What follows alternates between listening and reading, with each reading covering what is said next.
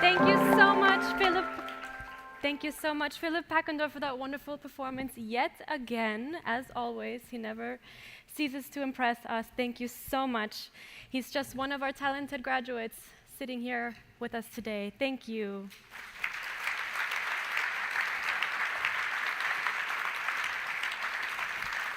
Yes, Daisy, the students at our university never fail to impress.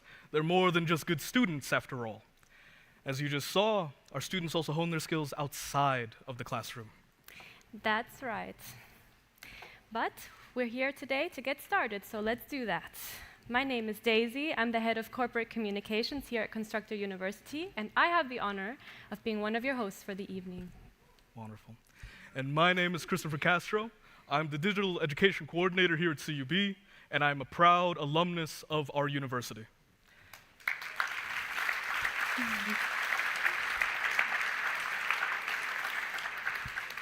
But with that formality out of the way, welcome, welcome, welcome.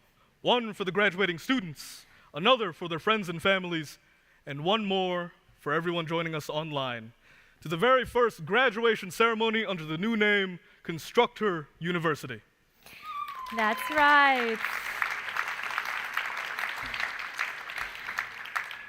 We also cordially welcome our distinguished guests and speakers who will be imparting their wisdom onto our graduates today as you take your next steps. And for all the support in the last years, months, weeks, and days leading up to this special moment, we want to say thank you to our alumni, our donors, our business partners, and of course, our friends at the press. Graduation is a culmination of the values of our university: academic excellence, intercultural friendships, and unrelenting perseverance, all core values that you embody today. And with that, you will join our colorful alumni community. Many students have walked through those doors, and many students will continue to walk through those doors. However, today is about you, the class of 2023. And tomorrow you will take a step that every single other graduate took before you. They all sat exactly where you're sitting now, wondering about what the future would hold. But we encourage you to take this moment, all the words that you will hear today, and embrace it wholeheartedly. But, Daisy, with all of that, let's get this gala going. All right then. So, in the next 2 hours, what can you expect? You can expect a full program of inspiring speeches, performances, and even some on-screen entertainment provided by our very own students. Later on, we will have a serenade from our very own Martina Demaj and her friend Iksung Jo. Then, to conclude, an explosive performance from our very own campus crew. That's right. We also have some speakers today, of course. First, we'll hear from our university president, who will present a special award to a valued member of our community. Following, we will hear from dignified individuals such as our commencement speaker, Kirill Tatarinov, our undergraduate and graduate student speakers, our alumni address, an address from our Board of Governors by Mr. Philipp Rösler, who is also here with us today. And lastly, of course, it cannot be an event without hearing from our Dr. Serge Bell. Therefore, we would like to invite Dr. Stas Protasov to the stage. We have had the pleasure of having him as the university president for the last 3 months and look forward to his continued leadership. Please join us in welcoming Stas onto the stage for the president's address.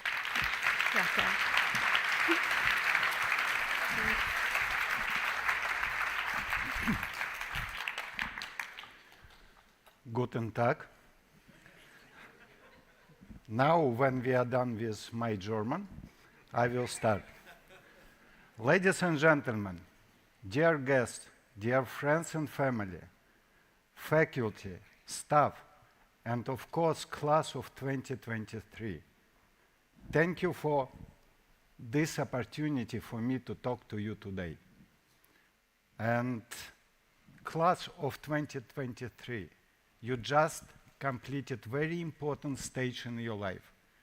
So the next 2 days are yours. Enjoy it, celebrate it, but please keep our campus intact.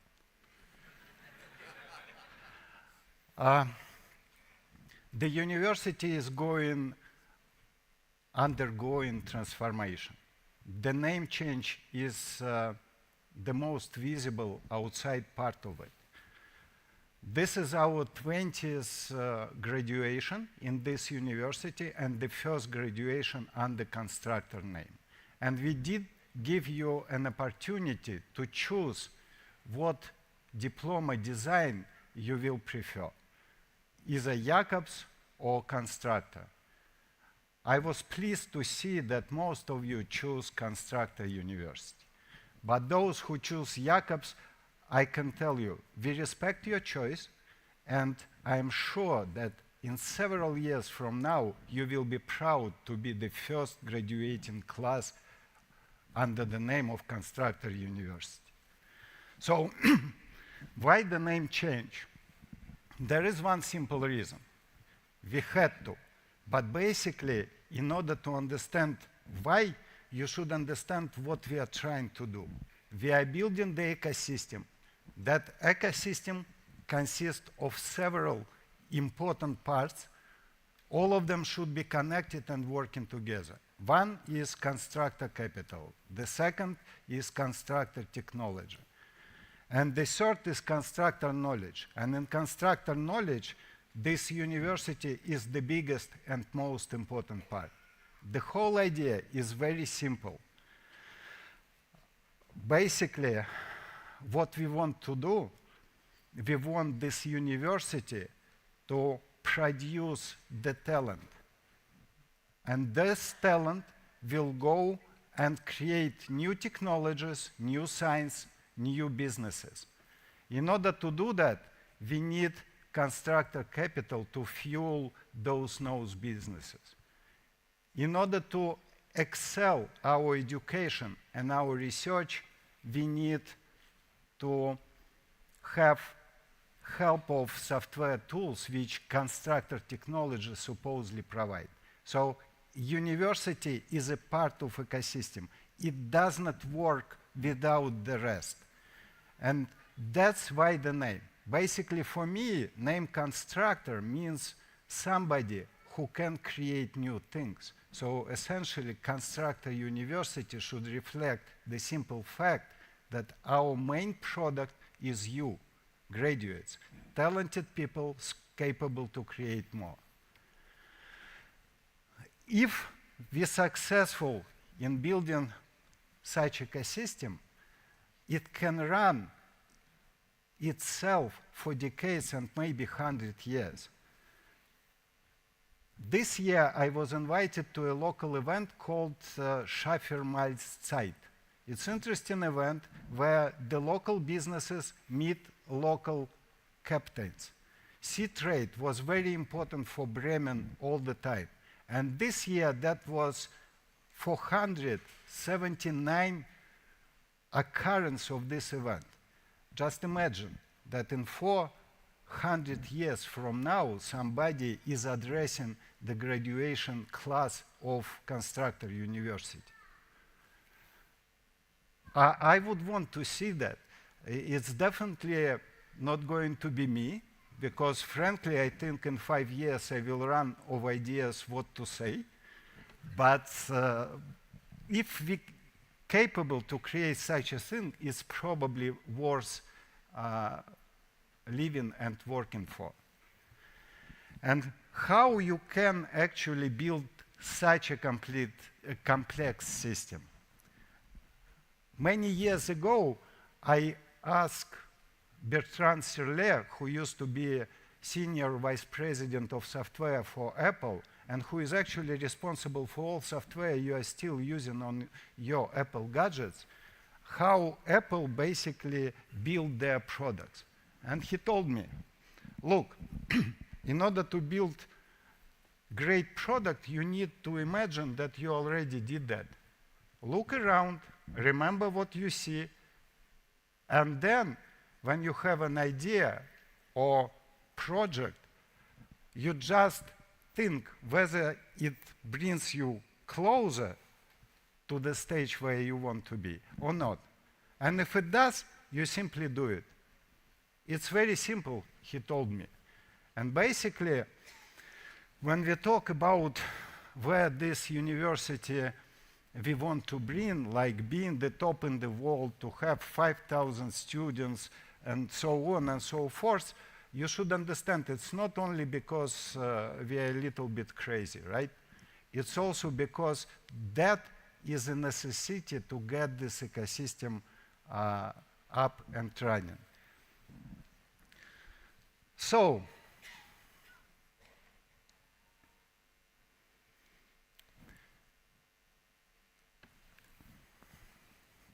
what is going to be the life after your graduation?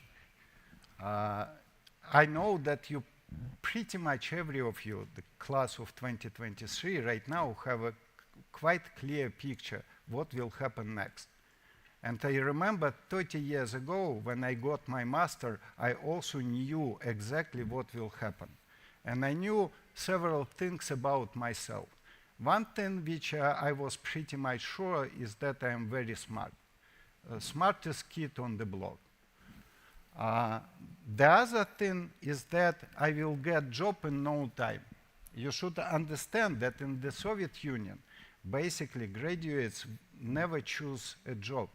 They were assigned a job by the state, and you couldn't reject that offer. In good universities like mine, you might have a choice between two, but you choose one of them and you go.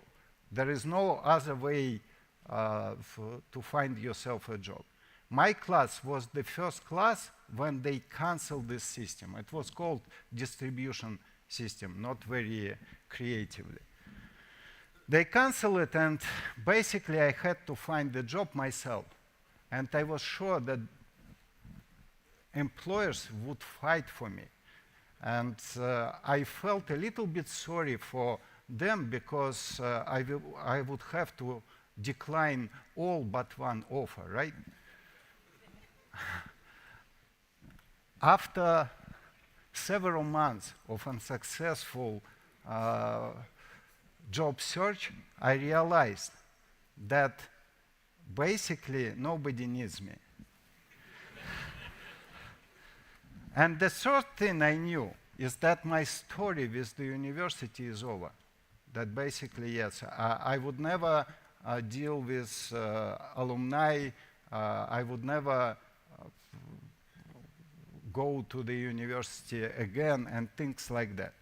Life proved me to be wrong on all my points. My first job I got from my university friend who used to work for research institution as a programmer.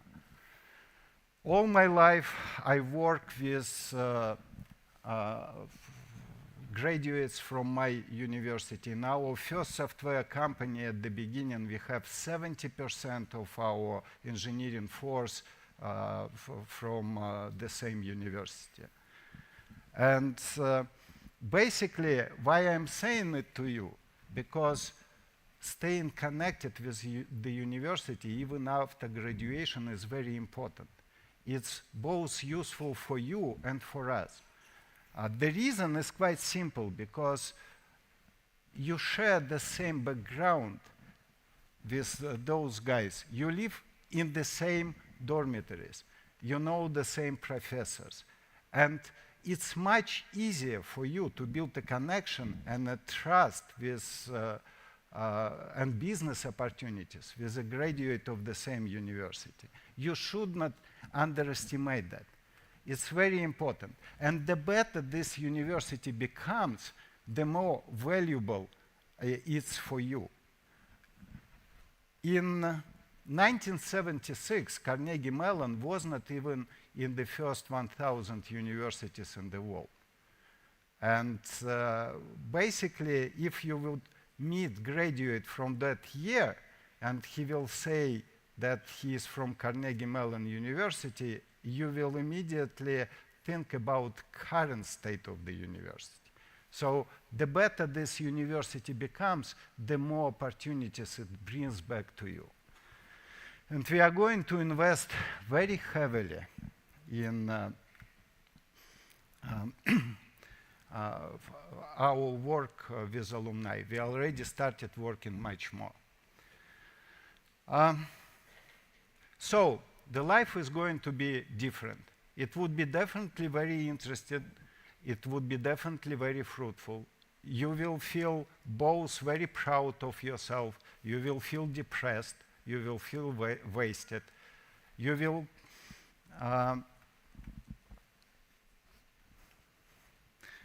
actually, it's interesting thing. Basically, when you're working on something and you have those difficult periods, for people outside your work, it's much more visible when you are reaching a success. I can tell you an interesting story. Maybe like 15 years ago or so, I came to Microsoft to meet their engineering team, and I was in a hotel in Redmond, and I went for the breakfast wearing my parallel shirt. And there was a guy behind me, and he told me, excuse me, are you Stas from Parallels? I said, yes. And he told me, guys, I'm so impressed of what you've done. I'm so impressed with your product. And I was like, are you talking to me? Because basically at that point, I thought the only achievement we have is that we did not yet go broke. So be prepared for that. Life is still very beautiful. And while preparing for that speech, I was actually watching graduation videos of the best speakers in the world. All of them are giving you advices. And I thought, what I would tell myself 30 years ago if I would have a chance to send a message back in time. And I think a couple of things. One is that try to make your decisions faster. Sometimes I read random books, and I read a book by Kevin Dutton. It's called The Wisdom of Psychopaths. And I never checked whether it's scientifically verified or just interesting reading, but he is making several claims. One of them is that many, if not most, successful businessmen and politicians, they are psychopaths. And looking around, I basically easily believe that, right? With all the current developments. But the other thing which basically he claimed is that they are so successful because they are making decisions much faster and emotionless. And when I was young, I was very slow on decisions. I was afraid of making mistakes. But basically, I think that the ratio between good decisions and bad decisions is yet another fundamental constant we have to discover. So essentially what you need is to be able to admit bad decisions and to be able to make the decisions very fast. And the second thing is that most of the greatest speakers, they always tell you one way or another the same thing. Follow your dream. Listen to your heart. Don't let other people to make you to be somebody else. And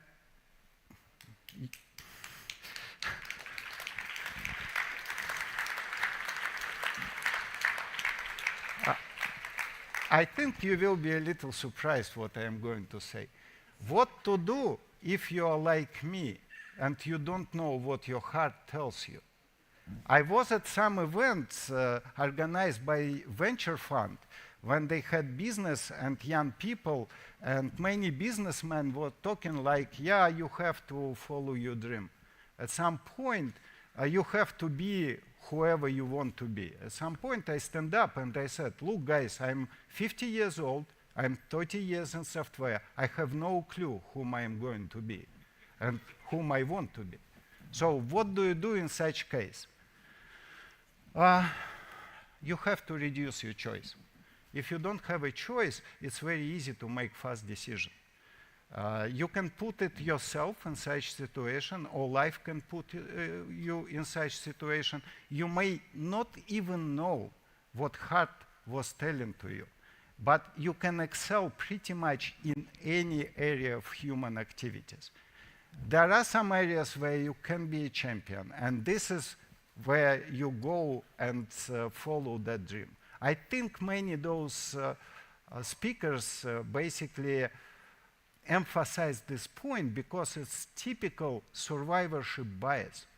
They indeed had the dream from the very beginning. But when your dream is as simple as being able to afford yacht from Peter Lursen, then basically, what do? And maybe we all have a dream. I remember several months ago, I was listening a lecture from Professor Sebastian Springer. He was talking about immune system and immune cell. It was so interesting for me. I actually thought about applying for postdoc position with him. But quite soon I realized that he would simply push all the tedious paperwork on me, so the idea became unattractive again. So, what I want to say, welcome to the real world, class of 2023.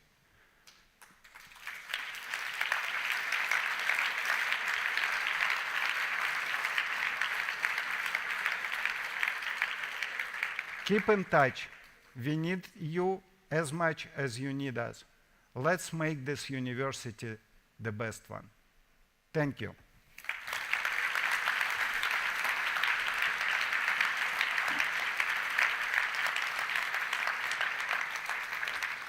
And this year, we changed a little bit the flow of events, and we want to present an award, Constructor Award for Extraordinary Engagement, to one of the founding fathers of this university, Dr. Ronnie Wells.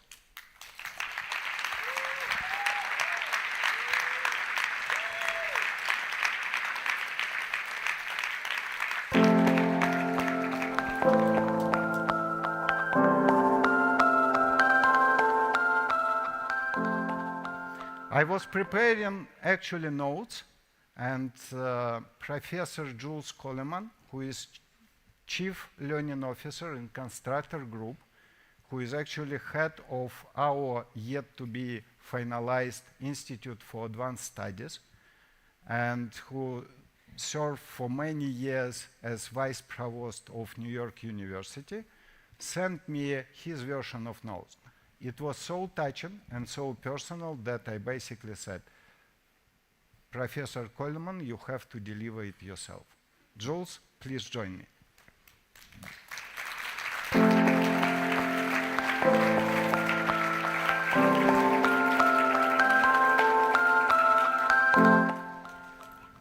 Is this on? Hello. I'm going to take a liberty first before I introduce Ronnie Wells, which is all the people you're going to listen to today and see today are people who've been through the experience you've been through. And I'd like to share a little fact about that and present it to you. And that is, it's great for you, but it couldn't have happened without all the people who have come here to celebrate that with you. So the graduates of this class, I would hope that you would stand up and thank your friends and family who've come here to celebrate that event with you.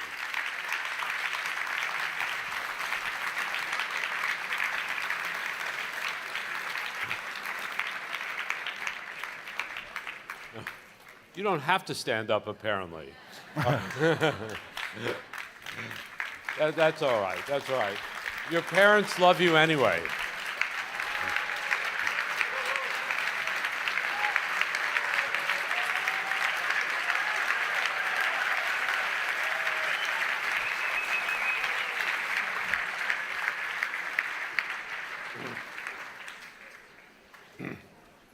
My parents didn't come to my graduation. All right. Look, I've spent a very long career in academia, And one of the great things about academia is that you get to meet an extraordinary group of people. You get to meet some brilliant people. You get to meet some extraordinarily creative people. You get to meet people who are wonderful mentors, who are extraordinary teachers, men and women of extraordinary character and skill, seriousness of purpose, and if you're really lucky, you'll meet people who don't take themselves too seriously. Very small number, by the way. But rarely, in my experience, have I found all of those attributes in one person, or any one person. We are here today to celebrate the achievements of a person who embodies all of those virtues. And not only embodies them in a way that makes you appreciate him, but he embodies them in what he's done inside the university, outside the university, in every university he's ever been with, and in every community he's ever lived in. He embodies them in a way that makes you understand the meaning of the virtues, the value of the virtues, and why each of us who have lived lives as professors should seek to cultivate those virtues in ourselves and nurture them in our students. And in our colleagues, though the chances are slim. This is distinguished Professor Ronnie Wells. Ronnie Wells was born in Texas, lived most of his life in Texas, went to Rice University, and then went to Quran Institute at New York University, where I had the good fortune of serving as Senior Vice Provost for Academic Planning for a while, and taught at Rice University upon graduation, where he retired as Distinguished Emeritus Professor. He's also Emeritus Professor or Distinguished Professor here at Constructor University. And the story of how he came from being professor at Rice to professor at Constructor, which was then not called Constructor, is part of our origin story. Like every Marvel comic book, every superhero has an origin story that Hollywood makes a fortune based on. Amazingly, we too have an origin story that Hollywood has shown no interest in. Yes, of course, yet, I mean, there is a strike, of course, of the writers, which is keeping that from happening. And so I'd like to tell you a little something about the origin story. And it's a little something that's meaningful in a number of different ways for us. Because at Constructor University, among the things we are most concerned to do in your education is to help you learn to distinguish between the possible and the impossible, and to learn how to exercise your agency and autonomy when you discover the possible, to seek it, to realize it, and to pursue it. This makes us an extremely entrepreneurial and forward-looking university. But today we have the extraordinary pleasure of recollecting our past, the most important part of our past, namely our origin story. And so the origin story is that how is it that this young man from Texas, spending his career as a very successful professor in mathematics at Rice University, came to become, in many ways, the father of this university? Well, like every other origin story, there is always some mystery. And the mystery in our story is, why here? Why here? We can imagine a story in which a young professor decides to take his university global, has a great insight, that the best universities in the world should not be completely local, that they should find a footprint around the world, that they should invite the world in, as we do here. Welcoming the world. We can understand that story, it's not so hard. But understanding, let's be honest, how this guy from Texas picked Bremen as the place to do this is an interesting mystery. And the answer is even more interesting. For it turns out that at some point, while an undergraduate at Rice University, our beloved Ronnie Wells ran into a young lady from Bremen. They met, they dated, they disappeared. She went back to Bremen. He went on to NYU, a distinguished career. They wrote letters, as people used to do in those days, not emails. They sent pictures. They were not formal letters, they were letters expressing affection, which after a time became somewhat more affectionate. And then, after a further time, less affectionate and less frequent, as is often the case, leaving everyone somewhat puzzled. And then one day, our mathematician, like many mathematicians, had an epiphany. Unlike other mathematicians who have epiphanies and saying things like, I can't prove this, his epiphany was resolved through an exchange with this young woman, Rena, from Bremen. For he got in contact with her after his epiphany and said, I'm coming to Bremen. We should get married. He showed up, spoke to the parents, who I'm sure were very skeptical. They agreed, they left, they went back to Texas, but the dream of Bremen never ended. And the love affair for Bremen never ended. So when this young man had this idea to help create and found a university somewhere in Europe, it was obvious. There's really only one place that's as welcoming to people from around the world, that has as many interesting people and interesting ideas and interesting places to be, of course, as Bremen.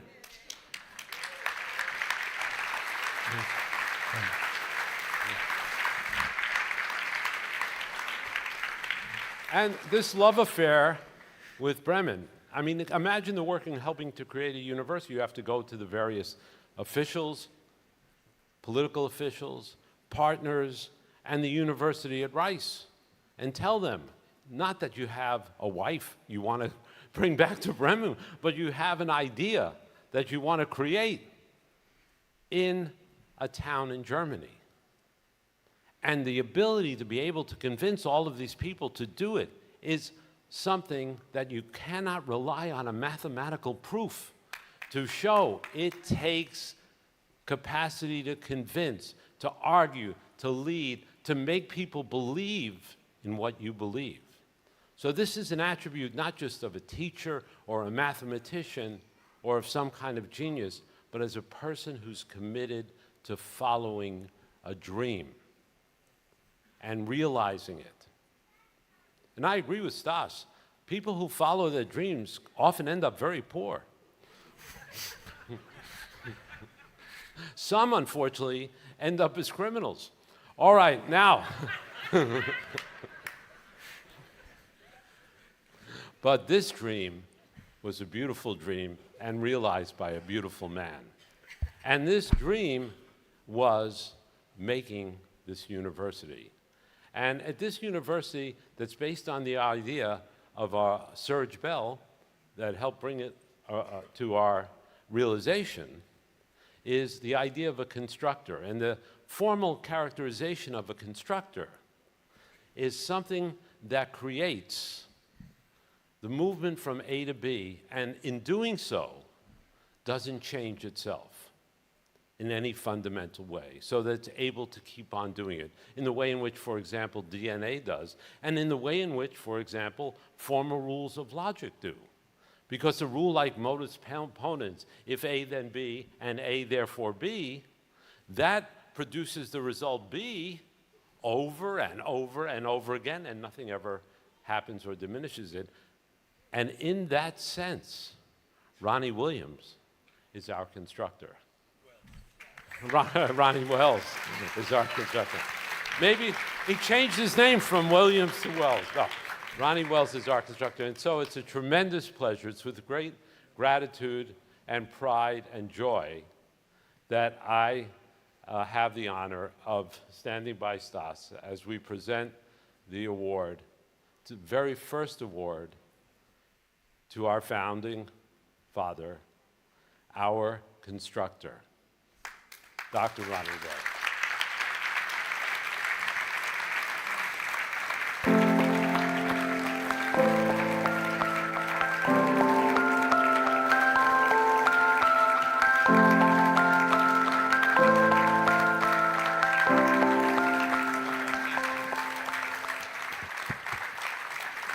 Thank you. Thank you. Thank you very much.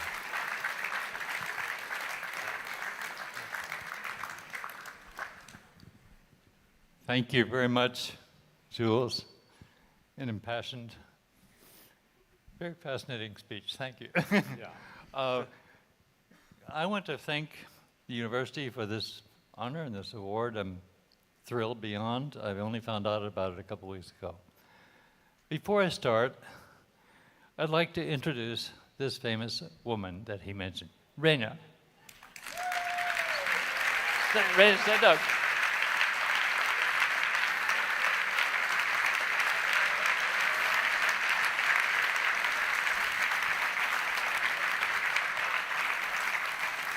I'd also like to recognize with great pleasure my son Rene, who has worked at this university for 15 years. Where is he? I don't know where Rene is. Right there. Okay, great. Thank you, Rene. And our daughter-in-law, Diana, who just escorted me to the stage.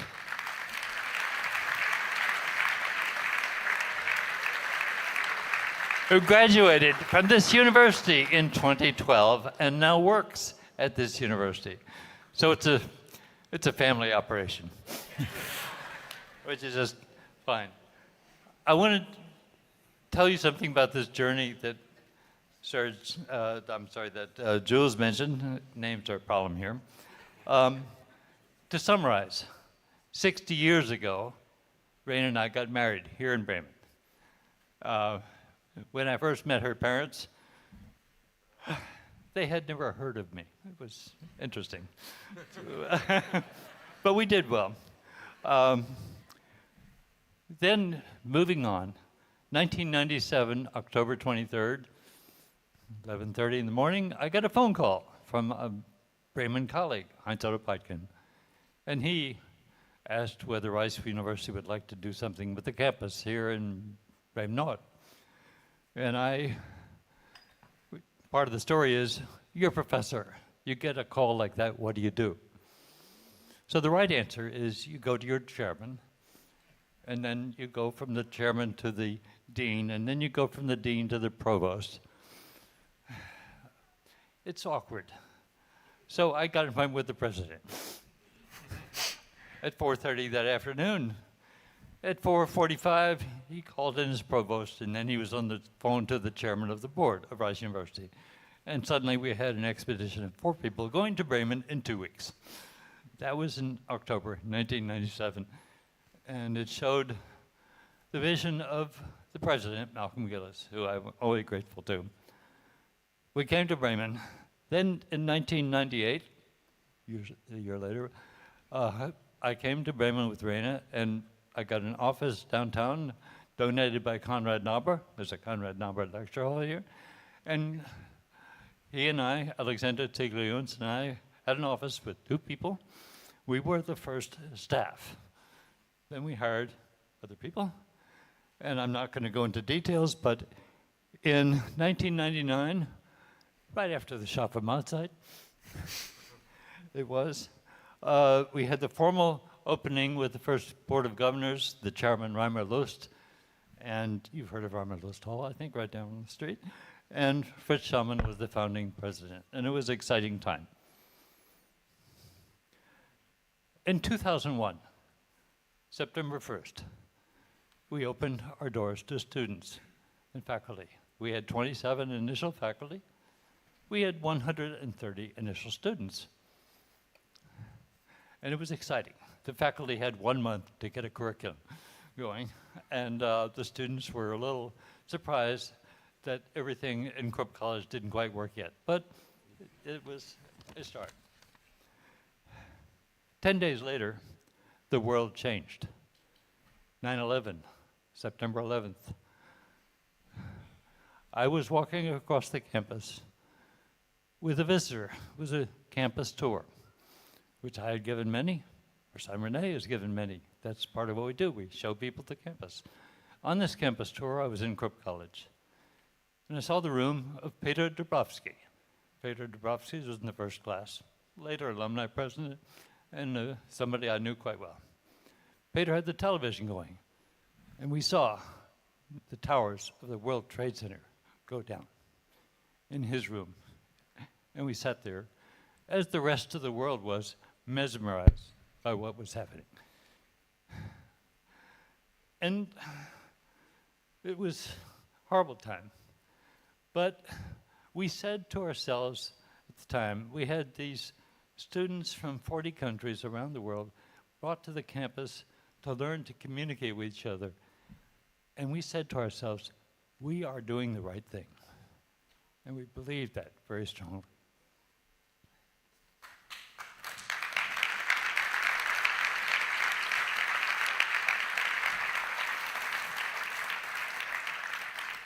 In 2007, the name changed to Jacobs University. There are many stories about that, which I will not go into, but that is what happened. In 2002, the name changed from Jacobs University, Constructor University. Also many wonderful stories about that, which I will not go into. Today, in 2023, 26 years long history continues. We had 3 names, but the same university. It is international, it is interdisciplinary, it is intercultural, it is research, it is great. We have 5,000 plus alumni around the world tackling the problems of the world, which have, by the way, been eloquently discussed by Serge Bell in his town halls. This university continues to grow. The graduates of the class of 2023 here in the audience are part of this thing, part of this adventure.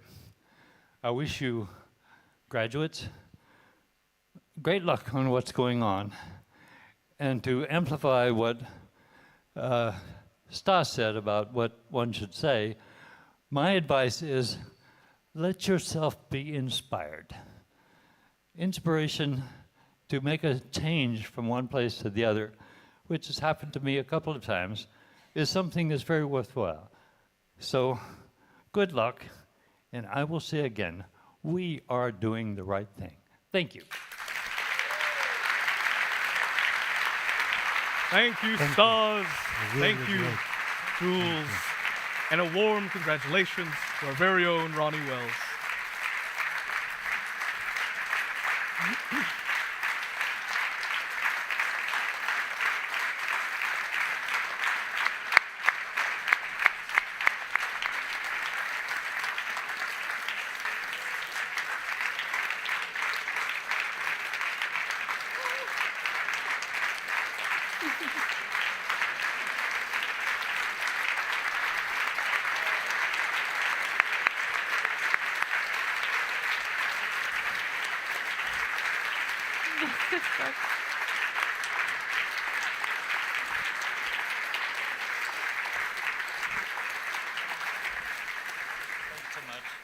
Yeah, I will pass it to Jan. Wonderful. Thank you so much, you guys. Thank you. Jan, course. okay. And I think Well, to be perfectly honest, we didn't hear this love story in rehearsal. So I think it's only fair to extend also a thank you to Reina. Thank you so much for all of this.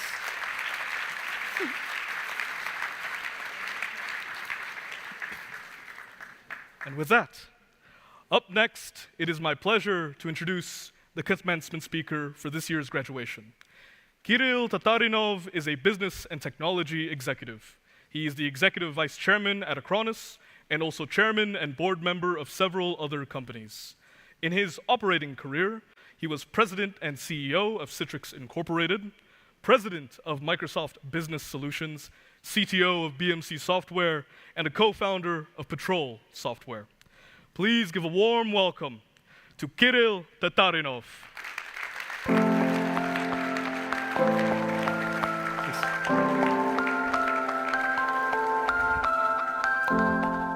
Well, good afternoon, everybody. It's a true honor and privilege to be here with you. I want to first thank Dr. Bell for inviting me to deliver this speech to you. And I guess to Stas's points, I'm one of those invited commencement speakers who's going to try to give you some advice. But first, congratulations to new graduates. Very excited for you and for your future. Congratulations to your family and friends who supported you through this journey. And big congratulations to the faculty who spent endless hours getting you to this place in your life. Dr. Wells, huge congratulations. I'm really excited about the story that you just told and the journey you went through with the school. Amazing legacy. But also, I think, knowing new leadership of the school, amazing future. And I'm truly excited to seeing how the university evolves and how it gets to even greater things and how it becomes even better as time goes on. It's been almost exactly 37 years to date when I graduated from my university. And there are two big things that I got out of that school. First, I got my family. I met my wife on one of the college trips, and we got married in my senior year. So I always remember how many years I stayed married, because this is how many years I stayed in business. And of course, I got an amazing, strong foundation that enabled me to go through my life and enabled me to continue to learn. And I hope you're getting the same type of foundation from the Bremen University, because learning is a life journey. It should never stop. And the day you go without learning something new is simply a day wasted. And I hope your learning will continue, whether you stay for graduate school, whether you go to business, whatever you do. Learning is the most important thing in life. Stas mentioned about decision making. And what I will do in the next 20 minutes or so is I'm going to talk about some decisions that I made in my life and some of the choices that I made in my life. And hopefully, listening to some of the stories will give you a few examples of how you can perhaps make better decisions and how you can evolve and how you can achieve greater goods. Because essentially today, you are becoming executives of your life.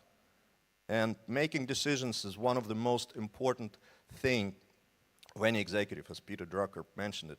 And as Malcolm Gladwell continued, making decisions influenced by both instincts and knowledge is what gets you to the greater results and greater outcomes. So let's talk about these decisions. It's only logical for us to follow the footsteps of our parents. And my career choice was very logical and was very simple. My father was an engineer. He was fifth generation, as we know it, of engineers. And whenever he brought home his work, back then there were no computers, so his work was on big diagrams with big algorithms. I simply fell in love with that. And it sort of created this passion for seeing how things come from an idea to a diagram, to an algorithm on paper, and then to a solution that simply works. That passion stayed with me for my entire life and for my entire career. And essentially approached every problem in life is an engineering problem, right or good. Later on in my career, I ran very sizable, scalable businesses, but I always approached running those businesses as an engineering problem. Because what is the business? It's essentially a system that needs to be managed. It's a system that needs a design. It's a system that needs to continuously run. I ran fairly large organization, but what is organization? And how do you solve organizational problems? Well, it's an engineering problem, for lack of a better word. And you can construct organization with the culture underpinning it, and it becomes effectively self-sustainable. Right before I entered college, my mother actually tried to influence my decision as well. She was a doctor, and she really wanted me to take a medical career. So she took me to her hospital, to an operating room, and wanted me to watch a simple surgery. That didn't last very long. In about 30 seconds, the minute I saw scalpel touching skin and blood appearing, I knew that medical career is not for me. And that was the end of it. The moral of the story, find your passion. It's not just a dream, it's a passion. Whatever you do, you got to be passionate about. I'm sure Stas may not have his dream at the age of 50, but he is passionate about software and he's passionate about doing something great. If you haven't found your passion yet, keep on searching. It'll come. You may narrow your search, or you may instead broaden your search, so you see new horizons and you see new things in life, and you're able to identify what is that attracts you the most, because that's how you become successful, and that's how you stay interested in your life. Perhaps the largest decision that I made in my life, apart from proposing to my future wife, of course, she couldn't be here, by the way, today, but I'm sure she's listening online, so honey, still love you. That decision was to immigrate from Soviet Union. Those of you who followed relatively modern history certainly know that in the mid-80s to late 80s, USSR was collapsing. The economy was in complete disarray to the point where there was no food on shelves, and the political situation was very uncertain. Nobody knew whether it's going to continue with glasnost and perestroika, or whether it's going to go back to a complete totalitarian regime. I had choices to make. I could stay working as a successful engineer and visiting lecturer at one of the universities. I could join a newly developing and newly emerging class of businessmen, predominantly focused on buying and selling things at a time that was not exactly of an interest. Or I could go into politics and try to influence the country to go into a new direction. But I chose a completely different path, because I realized that my set of values and my set of beliefs just did not align with the place where I was living. And back then, somehow, instinctively, I felt that not only the Soviet Union will cease to exist, but that the country that will emerge from it will not be the place where I want to live.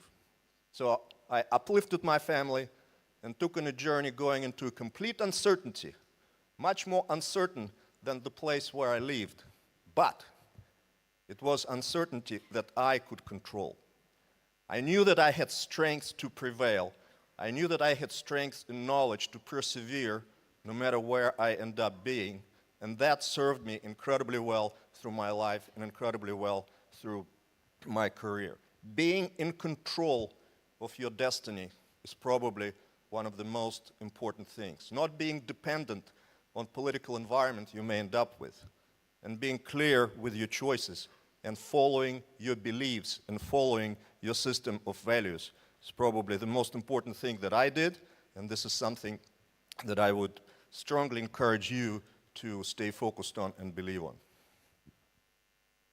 After a short stint in Israel, I ended up living in Sydney, Australia. If you've never been to that country, I would strongly encourage you to go. Just be prepared that even if you have good command in language, you will not understand a word of what they're saying. Because that was my case. I arrived in Australia thinking that I know the language, I can communicate, I can manage people, I can work with people. Was not the case. The first person I hired, we could only communicate via email and written notes. He was from North Australia, and I literally could not understand a single word of what he was saying. Living in Sydney, I also faced my probably most significant fork on the road in my career.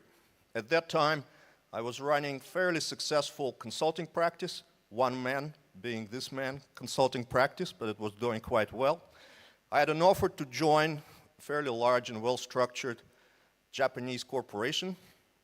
The offer was very good, and the path was very good. And by the way, I did study Japanese when I was in college, so it was very appealing. And then I met this crazy guy by the name of Martin Picard, who had an idea of creating the product. And he invited me to discuss his product at his boat, because just prior to that, he single-handedly sailed from San Francisco to Sydney with that product idea in his mind. And as we're approaching his boat, somehow my watch snaps the railing and goes into the water. And Martin asks me, "Is it an expensive watch?" I said, "No, it's not an expensive watch. I was quite poor back then. But I kind of like this watch. It's dear to me." And he said, "Okay, hold on a second." It was a dreary, cold day in Sydney, but he jumped on boat, put his scuba gear, went in the water and fished out my watch, which was quite amazing, and I was just absolutely stunned. And at that moment, my decision of which path I take and which road I take was completely sealed, because I knew that that person I can trust, that person will take an extra step for me, and that person will help me and will help the common journey that we take to go to success. And that's another piece of advice and the moral of the story. As you go through your journey, surround yourself with the people who will go extra mile for you and who will go extra mile for the common journey that you all have together. We founded a company called Patrol Software, and it ended up being quite successful undertaking. It was also very quick success. In 2.5 years, we had major corporations running our technology to manage their computers. And we also knew that we needed to raise some capital, because our only at that time and largest competitor was just sold to a big American corporation, and we were simply not able to compete with them on marketing and sales. So we started the process of fundraising, and then out of the blue, we received this amazing offer from another American corporation called BMC Software to buy us outright. And that was the time where we kind of looked at it and said, well, gee, we're going to have to give up control anyway, so may as well just give up it all. And so we sold. And as I mentioned to Serge and a few other of my friends, when I look back at my career, this was probably the stupidest, I'm not going to say the next word, stupidest decision that we ever made. Because if we just continued and persevere, the outcome that we could produce to millions of people would have been much more significant. So we sold the company. 2 of my co-founders almost instantly left, saying, we hate corporate America, we're just not going to work there. And I stayed on holding the baton, because this was the product that I essentially dreamed and created, and I could not leave it behind, because I intuitively felt that if I leave as well, the product would simply die. And I had a dream, Stas, of making that product a $100 million success, which I stayed on and did, and went through this amazing journey that came to great success, ultimately becoming end-to-end chief technology officer of that company. And when I look back and when I think, what did allow me to persevere in that very structured, rigid, hierarchical, controlled environment? There's only one thing, and this advice is very dangerous, so be careful when you apply it in your lives. And that is, do not ask for permission. Ask for forgiveness if you must. Effectively, I ran my group the way I felt it needed to be run, completely ignoring corporate hierarchy and corporate structure. And that enabled me to achieve results that we achieved. Of course, I had to ask for forgiveness multiple times, and thankfully, I was forgiven, and the journey continued. But after 8 years, I felt that's enough. I felt that I need to do something different. I felt that I need to go back to my entrepreneurial roots and create something new outside of enterprise software, and definitely outside of a large corporate America. I was soul-searching, speaking with friends, traveling the world, trying to come up with that new great idea. And at that time, a certain call came in. And the call went like that.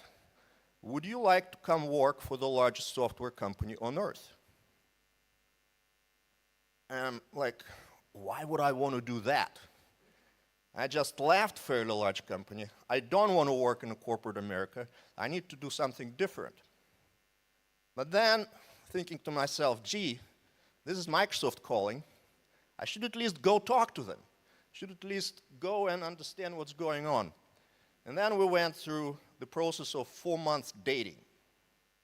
And I didn't go there to interview. I didn't go there looking for a job.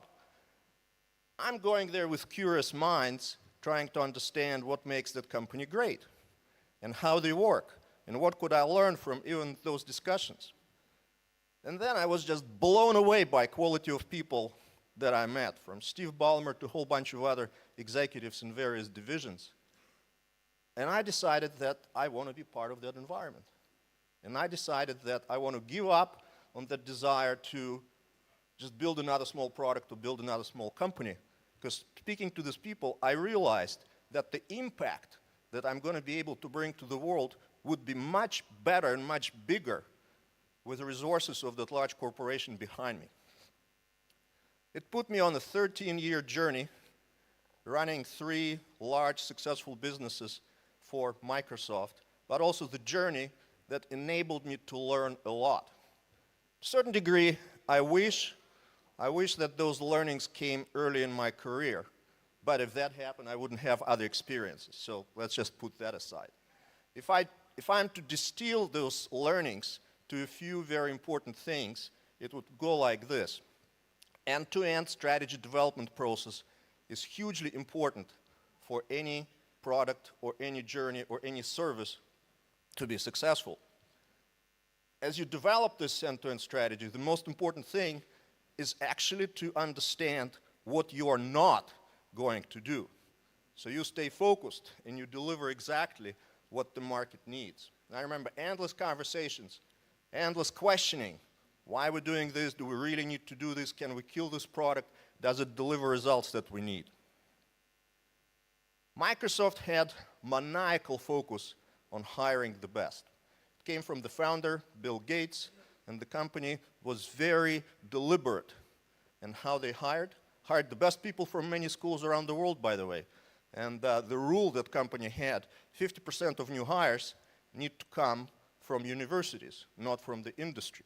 That was tremendous, because this inflow of new talent like sitting in this room, is what was continuously helping the company to advance.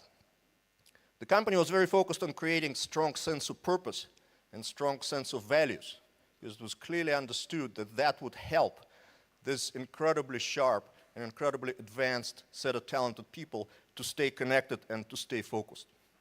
And the last thing, last major learning there is about being unique. Being unique in the product that you build.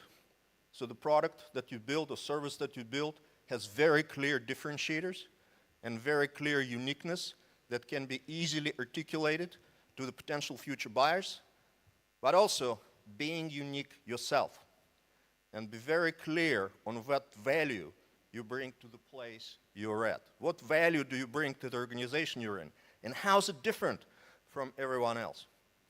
I think if there's one issue that I'm seeing evolving in the world today, we have just way too many generalists, way too many people with general manager title, or a manager title, or a programmer title, but it needs to go beyond that.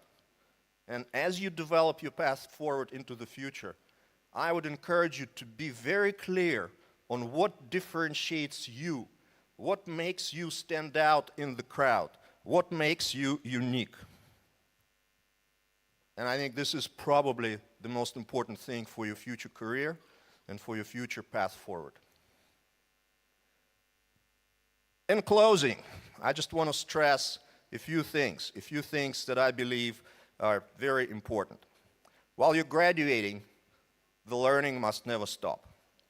Curiosity is one of the most important virtues as you go about life. So keep on learning and maintain that growth mindset where every day that goes by, you learn something new.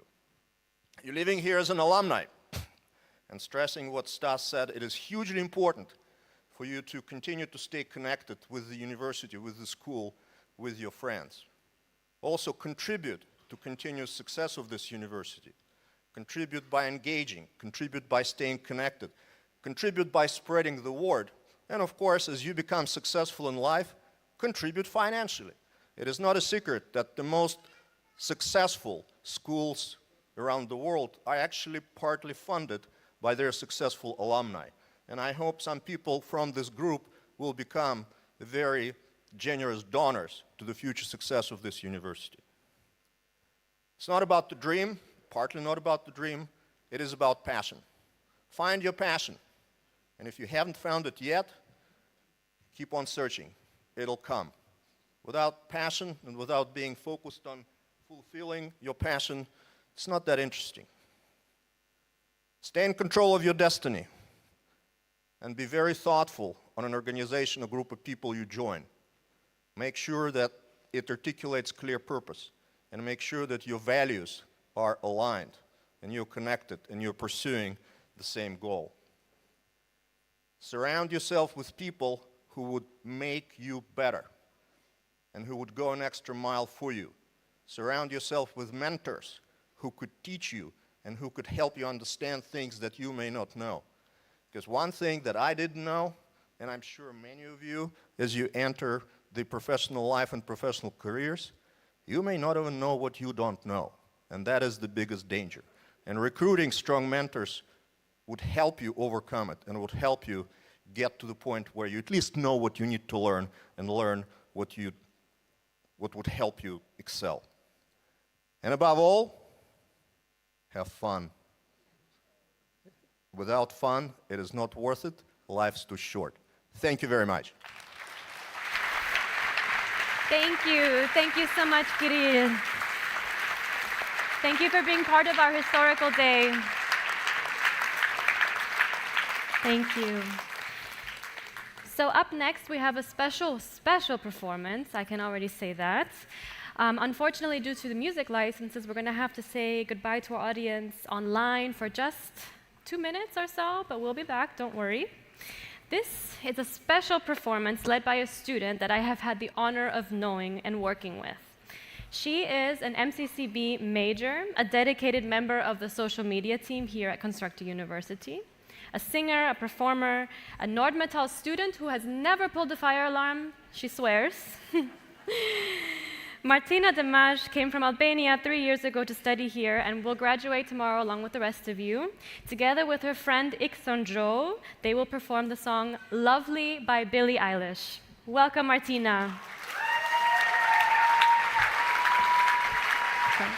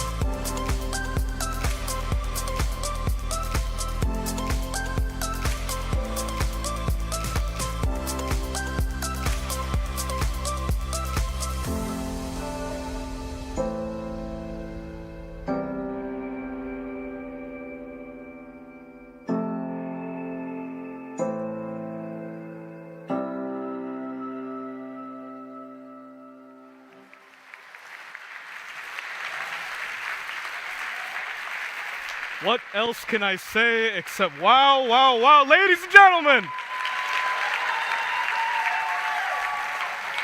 Thank you, Martina. Thank you, Ik-sung Jo, for that wonderful performance.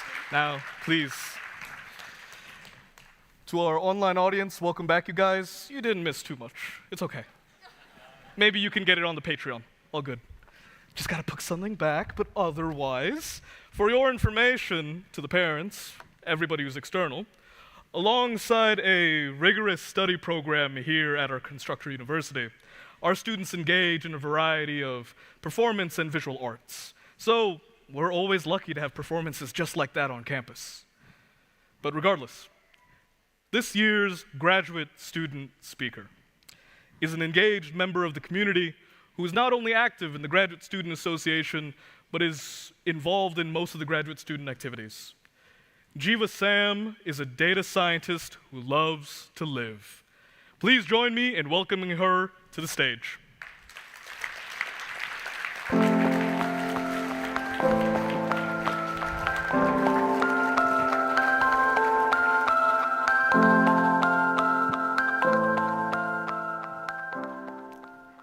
Hi, Chris and Daisy. Thank you for introducing me. So, yeah, learn from yesterday, live for today, a hope for tomorrow. This famous quotation by Albert Einstein resonates with me because it captures the essence of our journey today. We have worked hard to learn from our past mistakes and successes, to make most of our present opportunities, and to look forward with hope and optimism for the future. Good evening, one and all. On this momentous occasion of our graduation, on behalf of 2023 team graduating today, I, Jiva Sam, stand before this crowd feeling really honored with nothing but a short speech of jubilation. I would admit that writing this speech was even harder than writing my thesis. Believe me, because I'm experiencing a range of emotions as I stand here. Both a sense of closure as this journey comes to an end, and a sense of joy and accomplishment as we celebrate earning yet another degree. As I look back on my journey 2 years ago, I feel a mix of overwhelming emotions. I remember feeling scared and uncertain.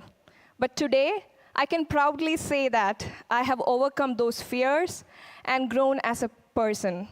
I have made lifelong friendships and gained new knowledge that has changed me for the better. I have countless memories that I'll always hold dear to my heart. I'm confident that each one of us can look back on this experience with fond memories of laughter and joy, which makes the end of this journey bittersweet. As I reflect on the decision we made back in 2021 to embark on this journey together, it required us to step out of our comfort zone and pursue a career in a new country. Despite our diverse backgrounds, we have discovered a remarkable sense of unity in this institution. The graduate community has embraced us and became an extended family that supports and uplifts one another. I want to take a moment to acknowledge and appreciate the exceptional energy, enthusiasm, and love for learning together displayed by 2023 graduating class.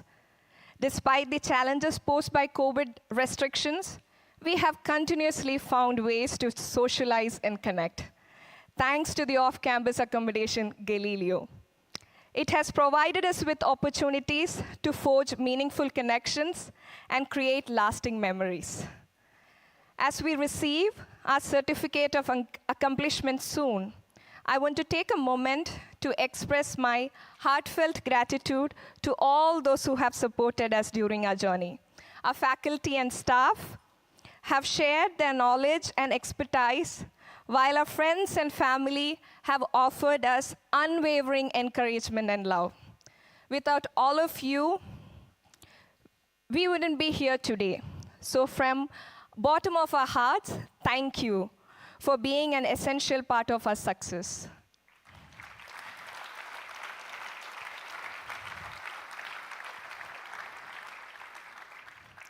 My dear fellow graduates, as we stand at the threshold of the next phase of our lives, let us remember the words of Nelson Mandela, who said, "Education is the most powerful weapon which you can use to change the world." We have successfully completed this chapter of our education. And now it is time to embark on a new journey. As we navigate through the uncertainties of future, let us keep in mind the future belongs to those who believe in the beauty of their dreams. So let us step forward into the next chapter of our lives with courage, determination, and unwavering belief that we can overcome any challenge. As we embark on the next journey, never forget where you started.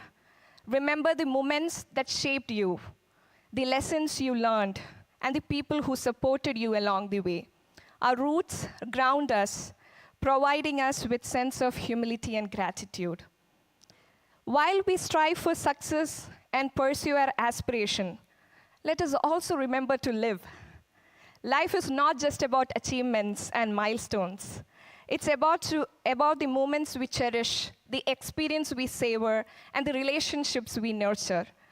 Take the time to appreciate the beauty of the world around you, to make memories that will warm your heart in the years to come, and to find joy in simple pleasure that life offers you. In conclusion, I want to say that I am honored to be graduating with such a talented and diverse group of individuals. We may be leaving this institution, but the bonds we have formed, the memories we have created will stay with us forever. Congratulations again, my fellow graduates. Let's celebrate our accomplishment and look forward to the bright future ahead. Thank you. Thank you so much, Jiva. Thank you. Let's give her a hand.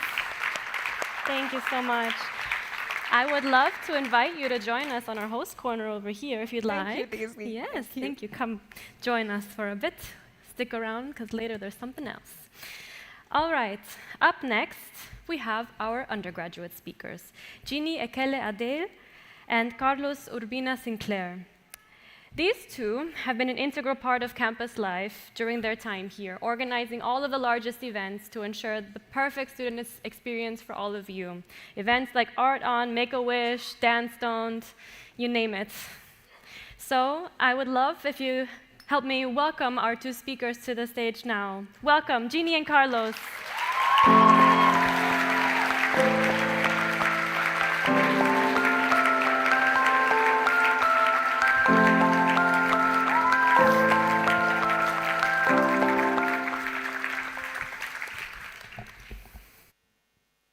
Dear faculty, family, friends, and fellow graduates, it's an honor and a privilege to be speaking before you all today as we prepare to embark on the next chapter of our lives. We stand here humbled and proud, representing the class of 2023, a group of individuals who have faced challenges, overcome obstacles, and survived pandemics, and persevered to reach this day. Today is a momentous day for all of us as we celebrate our graduation from this incredible institution that has empowered us to reach our full potential. Graduation does not only mark the end of one journey, but it symbolizes the beginning of another. We have prayed for this day's quick delivery. We have crossed days of our calendars, counted hours, minutes, and seconds.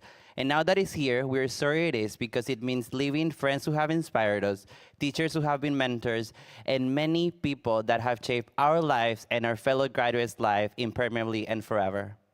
As we gather here today to celebrate our graduation, I cannot help but reflect on the challenges that we have all faced as a community over the past 3 years. From climate change and economic inequality to political polarization, racial injustice, and the most annoying TikTok trends known to man. We are definitely the generation that is facing all the unprecedented challenges. However, even from the unprecedented disruptions that were caused by the COVID-19 pandemic to the personal obstacles that we have all encountered, we have stood together, supporting and uplifting one another. We adapted to virtual learning, embraced new ways of connecting, and navigated through uncertainty with resilience. Our late-night gatherings in our rooms, the quiet study area, the IRC library, Knopes, Campus Green, and others created priceless memories that I will cherish and never forget. A special thanks here also goes to the campus security that worked with us during the toss night, and I really hope they enjoyed the running exercises that they did in our first year. With these, also let us take a moment to acknowledge the exceptional dedication of our faculty and staff, who have worked endlessly to ensure the continuity of our education in the face of adversity and even in the midst of a global pandemic. In this journey, we have learned the importance of community, of standing shoulder to shoulder and extending a helping hand. Today, we carry forward that spirit of connectedness, togetherness, and inclusivity. Our experiences have taught us the value of diversity and the power of collaboration. As we move on to the next chapter of our lives, let us remember those lessons that the pandemic has taught us, that even if you can survive Ethereum, you can survive anything. Let us embrace empathy, compassion, and understanding in our interactions with others. Together, we can build a future that embraces every individual, regardless of their background and circumstances. In the face of adversity, we draw inspiration from unexpected sources. At this moment, we got reminded by the words of an inspired individual wrapped in regal blue, a strong, independent woman and an international icon who once said, "When life gets you down, you know what you gotta do? Just keep swimming." And yeah, it's Dory from Finding Nemo. Dory may seem like an unlikely source of inspiration, but her message is one that has resonated with us throughout our whole journey. When the assignments seemed endless and the road ahead felt very uncertain, we thought of Dory and her resilience, and I reminded myself to keep going. And today, that we are surrounded by a sea of blue, we urge you all to remember the same.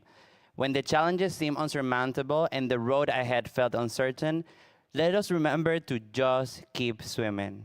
Like ourselves, many of you have big dreams, and while I am certain of the amazing places that you will all go, there is still one thing you should know. When times get hard, when you're up at 2 a.m. at your job or you're researching how to end world hunger, remember your journey and remember to just keep swimming. And when you go out there and you feel like a small fish in an unprecedented ocean, I urge you all to just keep swimming and to look back only to recognize how far you have swum or to open the floodgates for those that are swimming behind you. And from parting to those doors, remember what you have achieved in these 3 days until this moment. And let the voice of that little fish remind you that you're strong, that you can, and that you will if you just keep swimming. As we stand here, united as the JUB class of 2023, we extend our deepest gratitude to our families, friends, and loved ones. Your unwavering belief in us has been a constant source of motivation and strength. We, of course, also express our heartfelt appreciation to all of our professors and mentors who have nurtured our minds and ignited our passion for knowledge. You all have shaped our intellectual growth and guided us towards success. Together, we celebrate each and every one of our achievements. As we conclude this chapter of our life, let us look forward to the future with optimism and sense of purpose. I know that for many of us, our identities are multifaceted and complex, and it can be hard to find a space where we feel heard and seen. But I want to remind us all that this is all possible to create this space, to build a community that embraces our differences and foster belonging. We don't have to compromise our identities or our values. Instead, let us celebrate them and use them to create a better world. We have the power to make the positive impact individually and collectively.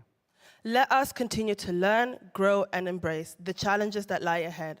Together, let us create a world that values inclusivity, justice, and equity. And remember that our futures are bright and we are ready to make a difference. Congratulations to the class of 2023. Thank you for giving us the most amazing 3 years of our life, full of growth, achievement, and unforgettable memories. It is definitely a privilege to be part of such a talented and passionate group of individuals. Now let's go out there and change the world. Thank you.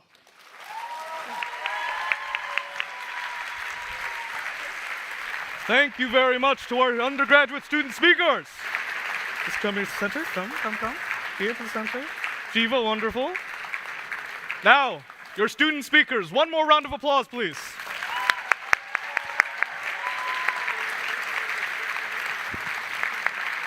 Ta-da. All right, guys, thank you once again. Thank you. Now, we have a student film for students from students. And I know that this history has this campus has a history with short films, especially with the Art on Movie contest. But with this one, I like to personally think that the real winners are the friends we made along the way, and not just C3 this time. But regardless, we now present the student film. Enjoy.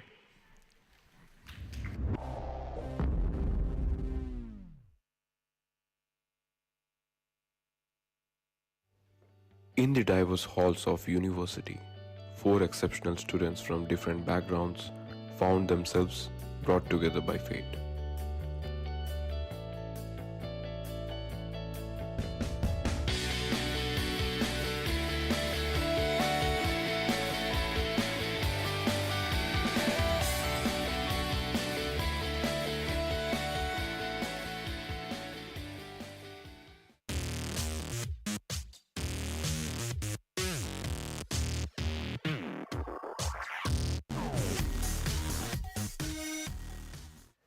Initially, their differences posed challenges, but they discovered the power of their unique perspectives later.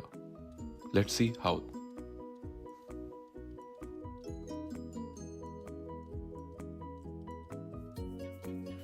While they had their differences, including attitude towards helping others, approaches to studies, and personalities, they discovered the strength in their diversity as they collaborated on a project celebrating cultural diversity.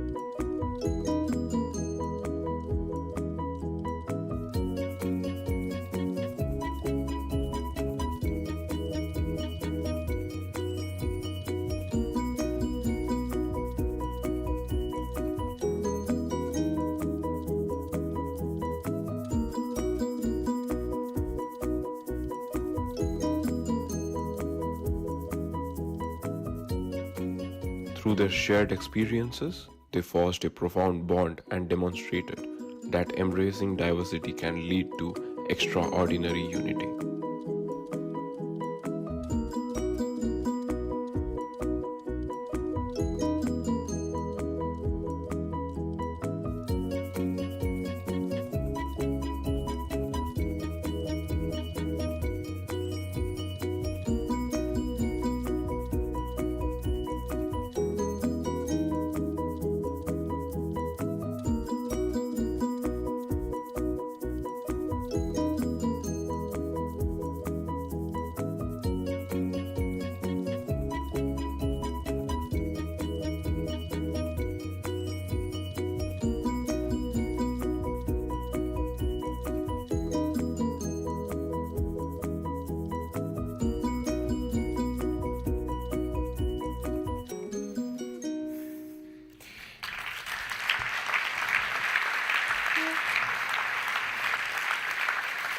Special thanks to all our graduate students who made this wonderful film. Thank you so much.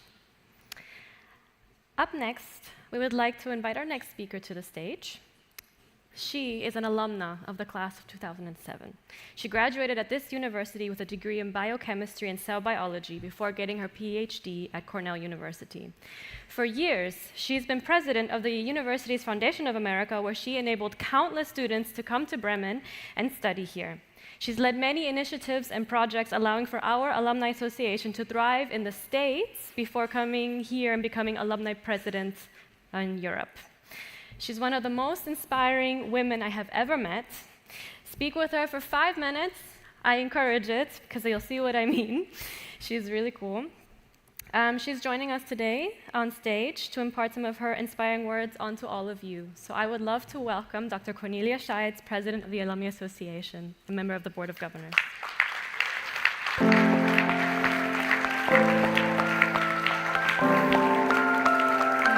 Hello, and congratulations, class of 2023. I know. We're 1.5 hours in, and we're just a little late, and it's also very hot.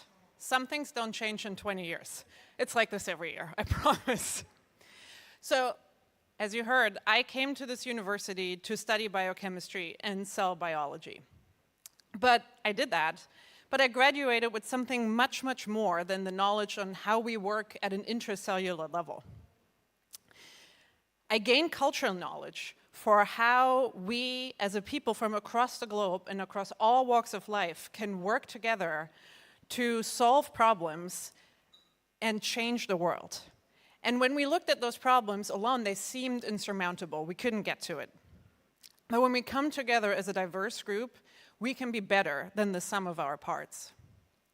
On great teams, it really feels like you're flying, right? You share ideas, you evolve them, you throw them away again, you start anew, and ultimately, you come up with a solution that works for the group. And the energy in these teams is absolutely palpable. You can touch it. For me, great teams at university looked like this. A truly diverse group of people. Different gender, skin color, upbringing, experiences. I mean, just look around you right now. We just saw so many examples of that. But when I entered higher education, and especially industry, I was surprised to find that teams still do not look like this. More often than not, I am the only woman in the room. And so I realized that internationality, diversity, transdisciplinarity, the values that I experienced here on this campus and that I took for granted, was and still are very unique values in this world and very unique experiences. Not everything is visible on the outside, as you all know. But regardless, you can now see it because you experienced it. And you will not be able to unsee it in this world. So use this superpower. Over the past 3 years, you have worked in diverse teams, and you've experienced the energy it creates for you and for the teams. You can affect the change to make your future environments work like this. You do have that power. These 3 words, these are the values of the alumni of IUB, Jacobs University, and Constructor University, the alumni community you are joining today. And these are values that have and will unite us, no matter which major you studied. It's knowledge that cannot be taught, but only experienced, and you have experienced it. So my ask of you is, bring this change into the world. Use the expertise you gained in your major and beyond, and the passion and lived experience of thriving in an international, diverse environment into the future of your careers. And know this, whenever you feel alone, when you feel like you don't belong or you're not enough because you're the only person or the minority in the room, know that you are good enough. And it's not you who needs to change. It's the system that needs to change. And here's my promise to you. In these moments, turn to your fellow alumni, the ones that sit next to you today, or the ones that have come before you, like me, or the ones that will come in the future, whether it's a WhatsApp message or a LinkedIn message, or a local bar meetup, or our annual reunion in September. Come and talk to us. The alumni community is always there for you. and turn to it to remind you of the experiences you had on this campus, in this environment, the values we share, and to reignite the energy to change the system. And that together, like the previous speakers just said, we can make a better world that thrives on diversity, with teams that multiply each other's smarts and solve the challenging problems we face today. This is the superpower that all of you have. Seize it. So let me end where I started. Congratulations, class of 2023, and welcome to the alumni community. And I'm excited to see what the future holds for each of you. Thank you, Dr. Cornelia Scheitz, ladies and gentlemen. Thank you, thank you. Once the Vice Chancellor of Germany, and now our Vice Chairman in the Board of Governors. He trained as a combat medic and then studied medicine. We invite our next speaker, Philipp Rösle, to the stage to deliver a message on behalf of the Board of Governors. Please.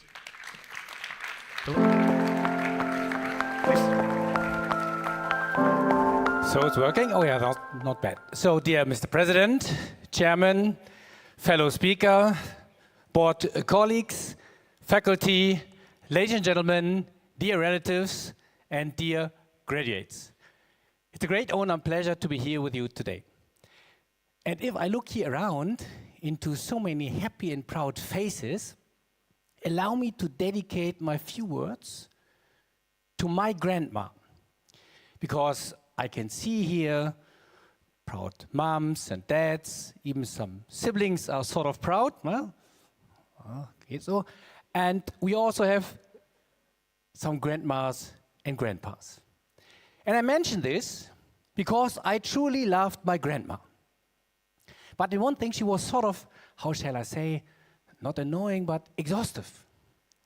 Because whenever I was fed up with my university, thanks God it was not the Constructor University back then she said, oh, Philip, don't give in. You have to go there. And by the way, you're learning not only for your school, not only for your university, but you're learning for life. Phew. Again, I really loved her, but this was a little bit exhaustive. But now's the day where I can honor the wisdom of my grandma. And allow me to mention that whatever happened tomorrow, because tomorrow is your graduation party, right? And I heard the rumor that some after the graduation party are not that strong anymore with their memories. So please, you should maybe forget who was talking to you today, but don't forget 3 days I would like to mention now. The first day actually was the first day here at the campus, or more to the point, the night before you joined the campus. Let's call it Eve of Constructor Day. I would bet, sitting in your room, already here on the campus, excited, sometimes some doubts, what will happen the next 3 years, whom will I meet, what are my professors about, are they good, have they been good? So then say thank you with a big round of applause to your faculty.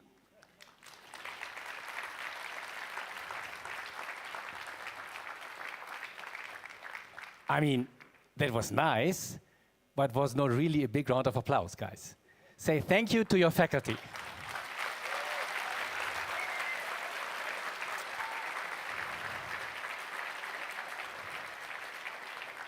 Coming back to the eve of Constructor Campus. You have been sitting there full of doubts, but whatever you had in mind, whatever concerns, worries, you made it. You decided to jump, you entered the campus, and look at you, apparently it was a success.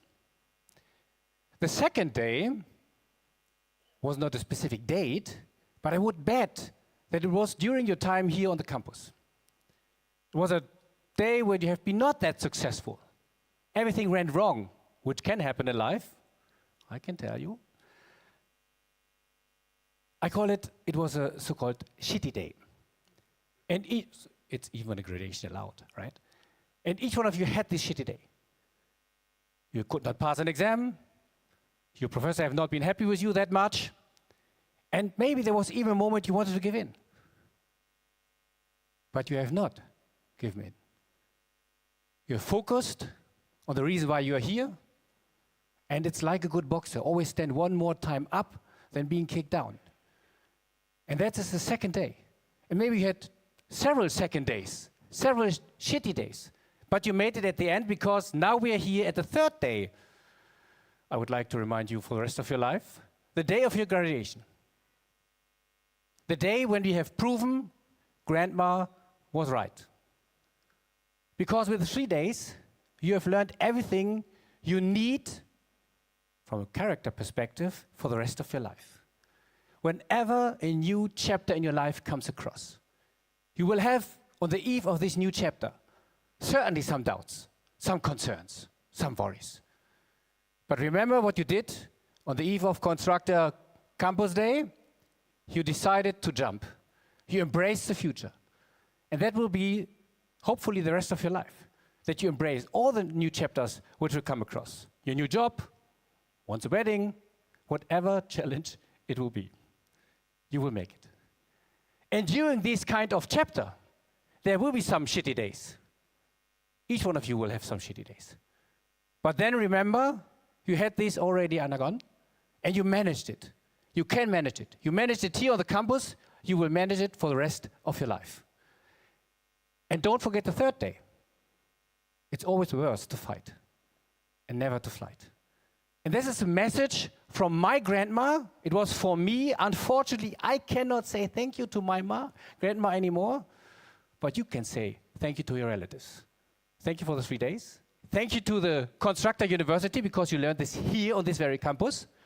Never forget, this is the coolest university because I can say this is not a scientific judgment.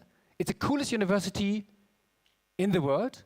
And since you are now graduates, it's pretty simple. Now you're the coolest graduates in the world with the skills for the rest of your life. Best of luck. Thank you for your attention. Thank you so much, Philip. Thank you. Thank you very much, Philip. Yes. Up next, we would like to welcome a special member of our community on stage. This is someone who saw our university quite some time ago and recognized its potential to becoming one of the top institutions worldwide. Please welcome the chairman of the board and the founder of Constructor. And also the chairman of the board of governors of Constructor University, Dr. Serge Bell. Thank you.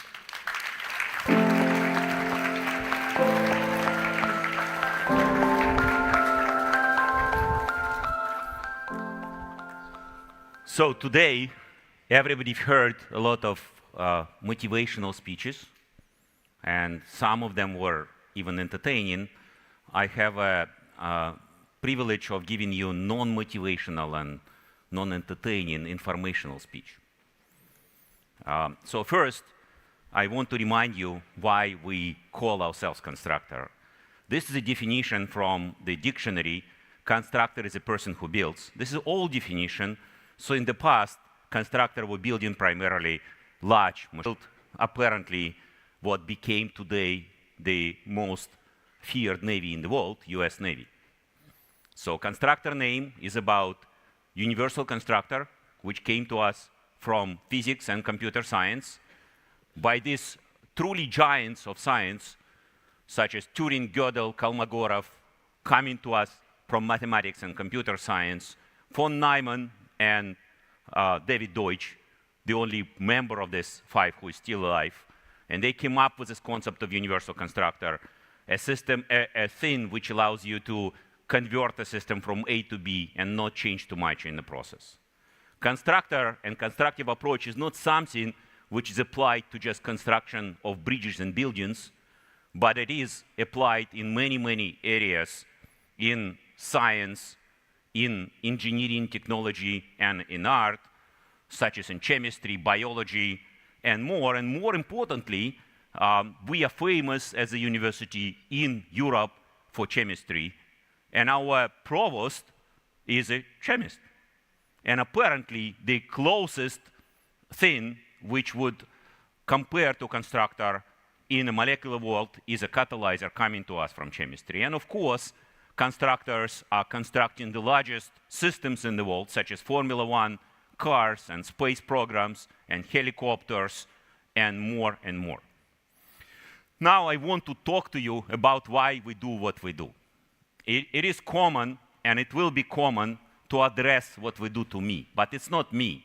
It is a group of people which is behind this university. And it's a powerful group, and I'm just making this group work together. I'm merely a producer of this, but there is many, many people who make this wonderful story movie to be working.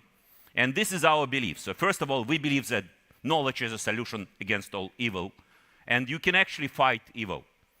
If you think, this is one of the places which I love very much, and it's in Bhutan, it's Tiger's Nest, and this comes to us from Buddhism, and in Buddhism, you reasonably have to accept the world and understand it and internalize it. Christianity is a different religion and different methodology, and in Christianity you can and you will fight evil, but we believe that knowledge is the ultimate solution. And the ultimate solution is a university. Universities are centers of the future. Universities is where you solve the world problems, and there are many, many problems in the world. And we know more so this year than at the year when many of you entered this university, that the problems like wars and violence, aging and disease, environment and sustainability are extremely real. And of course, many of you come from places where poverty and social injustice is a major problem. And in fact, we're only on the verge to understand that this earth is very small for mankind if it continues for the next 10,000 years. We believe that knowledge is obtained through science. There is luckily many, many unsolved problems in science. It is great, great adventure that we are only at the beginning on an infinite progress of getting knowledge about the world. And knowledge is applied through technology. That's what we learned over the past, especially 50 years, that many of the problems which looked unsurmountable to humankind can be solved through technology, which is coming to us through science. So first, what does it mean to believe in knowledge? First of all, it means that we believe that evil actually exists, that there is good and evil. There is a difference, and there is a rules which can make us believe what is good and what is evil, and so we can get from evil to good. It also means that we believe there is true and false, and the statement can either be true or false. We know from Gödel that not all of these statements can be proven to be true or false, but nevertheless, our faith is that every statement is either true or false. And we also believe in something which is very internal to science, is belief that there is a possible and impossible. And in fact, in constructor theory, it is all about the fact that in nature there are things which are not possible, and there are other things which are possible, and the only thing we need to make the possible things happen is to find the right constructors. Now, what is the best way to discover knowledge? And it is a scientific method. You know, these two guys are very different guys. One of them is Aristotle, and everybody knows that he is a famous scientist and philosopher. Many of them attribute scientific method to this guy. The other guy is perhaps not less famous, Alexander the Great. Apparently, he was taught by Aristotle. Not only he was a son of Philip, not this Philip, the other Philip, right? But Philip has two daughters, so he still has to produce Alexander as a son, and we need to find Aristotle to teach him. So what is scientific method? Very important. First thing, it's a freedom of opinion. It is very, very important, and perhaps this is the main reason why democracies are better systems of governance. Because in science, you have to be able to question anything. You have to be able to question anything and come up with a hypothesis and create an experiment to test the hypothesis. So you can actually disprove anything in science, even though it was considered to be proven before. And finally, you need to do analysis and conclusion. It's a very systematic method to obtain knowledge. You have to believe in this method because, of course, you cannot run experiment for every possible set of circumstances. And of course, it is an approximation, but this is the best way we know today to obtain knowledge. Now, of course, in order to apply knowledge, we need constructors. And for constructors, the first thing we need to believe is existence of free will. We believe that free will exists. It is a questionable thing. Many cultures of the past did not believe that free will exists, and they believe that everything is in the hands of the gods. We believe that humans are gods. We believe that humans can change the world and they can choose for a better world. And for that, they can achieve progress. We believe that progress is possible. We have lived in unprecedented time for the last 500 years in this earth where progress was possible. And we believe the progress is only just started. We can progress much more in the future. And we believe for that we need constructors. Constructors are the things which will change our problematic states, our poor countries, our countries at war into something better. Our poor societies and people who are aging into somebody who will live longer and better in their lives. So now, constructors are needed for progress. What are the constructors? Again, in a very broad terms, constructors, first of all, are some objects, some machines. This is one of the constructors which has really changed the world, which is a steam engine. You know, this is the largest steam engine. This is the most powerful steam locomotive with 7,500 horsepower, and it has enabled industrial revolution. And so we typically can think of constructors as machines. Now, actually, the way how you create machines is based on science. And so ultimate constructor is knowledge. The ultimate constructor is knowledge because you use knowledge to make technology. And technology is what actually solves the problem. Now, the interesting thing about humanity is that humanity, people, are the only known species which generate knowledge in the language of knowledge, which enable to use this knowledge to change the world. And so we need technology, science, and education to make constructors. Now, where should we focus our efforts in technology, science, and education? And first of all, when we started being engaged with this university, there was a lot of controversy about the fact that what are we going to do, just software engineering, perhaps software engineering, physics, and computer science, and nothing else. And I want to explain that this is not exactly the case. However, we believe that language of nature, language in which we speak about knowledge, is mathematics and physics. And it can be used to program computers in search of constructors, where constructors could be in different areas. So again, mathematics is how you'd go about almost everything in the future. And understanding mathematics is never sufficient. Physics is sort of an approximate and not very beautiful part of mathematics, where instead of looking for symmetries, you're looking for pseudo-symmetries which exist in the real world.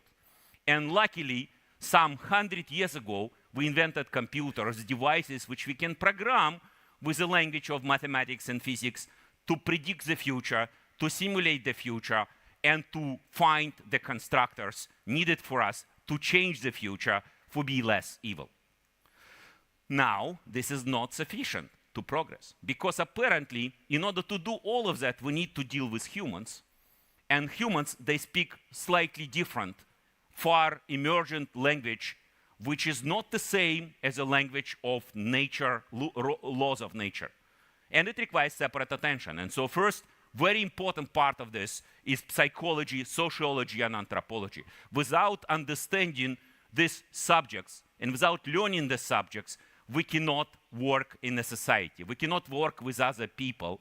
We cannot actually manage teams. And it is very important for us to learn this and to study this in more and more details to be able to build teams, to build constructors. Almost no constructors and constructions in the world are done by one person. Almost always you have a team of 10 to 100 people. Sometimes you had a team of 100 to 1,000 people, and with big programs, you need a team of 100,000 people. Then you also need to understand philosophy. Philosophy, ethics, and governance and politics are very important because we need to understand what is evil and what is good.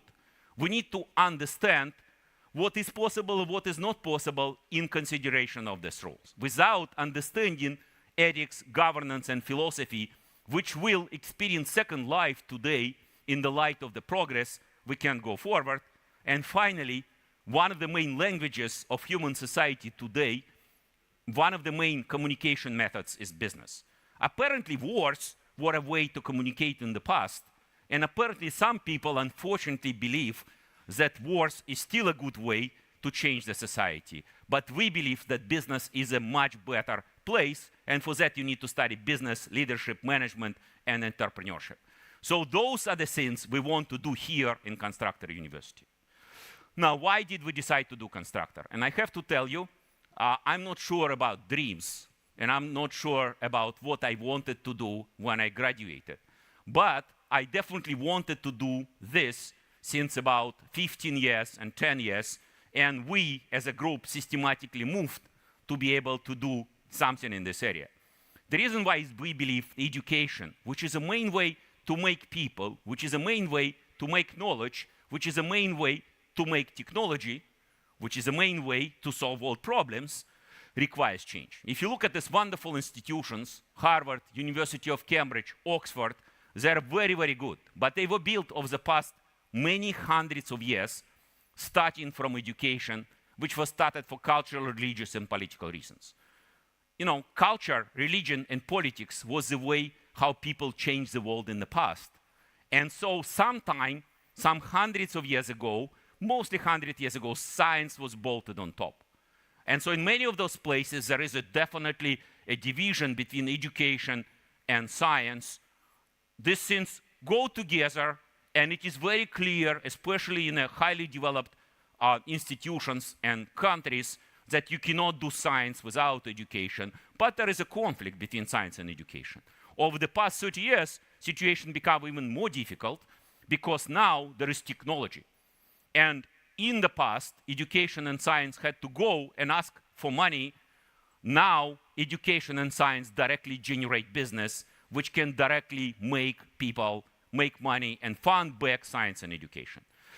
And so we believe we can make science and education much more effective and efficient by making it fully hybrid.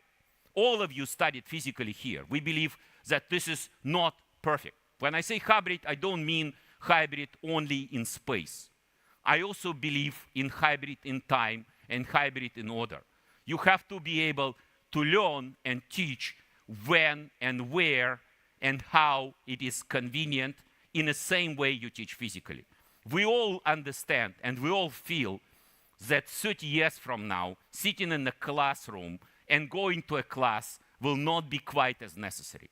And personally, I believe it will be, in many cases, needed from time to time and not needed and less effective and efficient otherwise.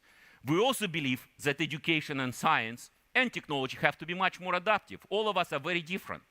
All of us are different in the way we teach, we learn, we research, and we, unfortunately, today have to study the same programs. We believe in the future, and with the usage of technology, we can make education much more adapted to actual person, subject, teacher, context, and make it much more agile. And finally, we believe that we want to make the education so-called constructive. This is a term I invented as a part of preparation of this speech. And what I really mean is I believe that the best way to learn is by doing interdisciplinary, collaborative, practice-based learning. I think there is no better way to learn than to practice, as we see. And that's the way children learn. And the best way is to be able to learn across multiple disciplines, across many people, and making something real. It is a very, very expensive way to teach, but it is possible with modern technology. And that is why we founded Constructor, which is really consists of this just three things: Constructor knowledge, which the president of this wonderful institution mentioned as the third sin, but I don't think it's a third sin, it is a first sin, and it is the most important sin. And with that, we want to scale this institution to multiple campuses, with the best campus being here, with 5,000 students eventually here, 15,000 students on campus all over the world, and 150,000 students online. Focused on science, technology, business entrepreneurship, humanities, and politics. Constructor Capital, which is an investment firm, which will invest in companies which can be found and can leverage constructor ecosystem. That should help you to build companies. And that should help companies you join, and that should help you to find companies you join. It is not just about startups from here, but it is startups from everywhere related to the things which we do in Constructor. And finally, Constructor Technology, we as a group which came to be involved with this institution really only know well three things. We know how to build software reasonably well. We know how to build software companies reasonably well. And we also somewhat little bit understand science, specifically physics. Everything else we don't know so well.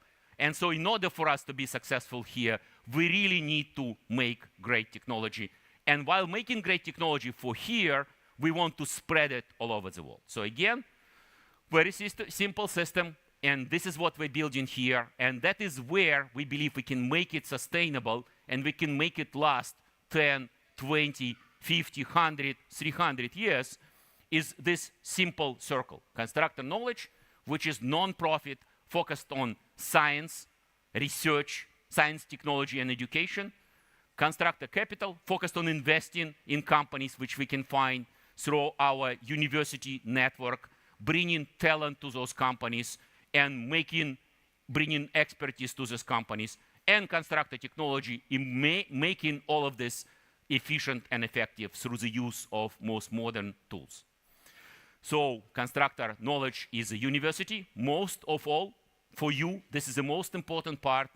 And I do not exclude the situation where in the future we will fall under the pressure and we'll just call Constructor Knowledge as a combined university. Constructor Learning, which is non-university degrees, which we have to launch here to be agile and to be quick. Today, here, we only offer undergraduate, graduate, PhD, and postdoc. We believe in the future, non-degree education, continuous education is something which is definitely very demanded, and we want to offer it. We also believe that there are many areas where university setting is too rigid. For example, modern business requires very quick changes. And finally, we will launch at scale program for online. And it's important that we don't see online as an ultimate goal. For us, online is merely a funnel to find the best students to bring them here for a fully hybrid environment. And this is apparently how we want to make it sustainable. Next is Constructor Capital, which is a simple venture capital firm focused on these exciting segments. We believe each of those segments could provide amazing opportunities for any of you. Software technology, software is eating the world for the past 30 years. Deep technology, which is becoming closer and closer to business, such as quantum computers and advanced materials. Autonomous technology, educational technology for changing the world by making constructors. And life technology, making it possible for us to make our bodies function better. Our strategy is very simple. We want to find companies with your help, with the help of our network, of our alumni, of our professors, of our collaborators in many other universities. And we want to leverage Constructor to do due diligence and to getting involved in helping the companies. And so I would welcome you to bring opportunities our way. The opportunities may come now, or may come in a year, or may come in 30 years. At any point of time, I believe there will be an organization here which can help to enable them. And finally, Constructor Technology, which is a software company we're building, which is focused on building innovative learning and teaching experiences. Some of you have touched it this year. It is, of course, work in progress. And so, of course, there is a lot to do. Average time for a software of this scale to reach certain degree of maturity is 5 years for a first version and 10 years to be perfect. And we believe that there is a merit to provide software for both learning and teaching with the help of artificial intelligence and other modern technology. Science and research, we want to pride ourselves in this institution by being able to use computers, mathematics, physics in a very narrow and focused way today. Artificial intelligence, computer intelligence, machine intelligence to assist with any form of research. We also believe that it's important to manage and administer this institution, many other institutions outside well. And so eventually, and in the near future, we want to make these processes and methods and systems to be spread around the world, to be used by all the top universities. And so with that, I just want to finish on a reasonably motivational note. So who are the famous constructors? So who are the people who were called constructors? So this is one. This is Igor Sikorsky, who actually invented the modern helicopters. You know, one thing I know about Philip is that beside the fact that he's connected to his grandma, he's also connected to helicopters. His 50th birthday was actually not without involvement of helicopters just recently. And so helicopters are very complicated endeavor. This person have failed so many times before he was able to make a helicopter. And even today, it's a very weird machine. And the fact that it flies, it's very unusual. But besides that, you have more conventional people like Michelangelo and Da Vinci. People know them for their painting and sculptures. But reality is that they were constructors. Apparently, Michelangelo was designing helicopters. And apparently, of course, sorry, Da Vinci was designing helicopters. And Michelangelo designed this St. Peter Basilica. So he was a constructor, and it was very innovative construction at that time. Now, construction and knowledge is never non-controversial. One thing about these two people they left for us as a great thing is space programs. And we are learning today that space is extremely useful in the Earth in the Earth situations. We use satellite communications, we use GPS, we use satellites all over in our life. So having space programs is extremely useful, and it did change life of the humanity. However, these space programs were extremely complex constructions. Each of those programs in US and in Soviet Union involved 10,000 plus engineers and 100,000 some people to become a success. And these are constructors in business. Jack Welch, who built General Electric, ultimate entrepreneur and ultimate executive entrepreneur and entrepreneurial executive. And of course, the modern time, more successful in his own right, constructor Elon Musk, who again built number of projects which are also very complex constructions. If you think about Tesla, well, what is special about Tesla? Well, what is special about Tesla, it's many things put in one thing and working together in concert. What is special about SpaceX? Apparently something very similar. And there are other constructions where Elon was able to participate. And so what we want is we want some of you to be similar to these people, to be able to aspire and to be able to do these things. And one thing which you have to understand about entrepreneurs is that, yes, many of them are psychopaths. And I think it's a great thing. You know, I was just thinking, what is the advantage of a person against ChatGPT? And I was thinking, ChatGPT cannot be a psychopath, right? At least we believe that ChatGPT is not a psychopath yet. And so I am an advantageous in comparison to ChatGPT. I know less, and I can write speeches not quite as good, but I'm a psychopath. But I think another thing which is great about humans is that humans are stupid.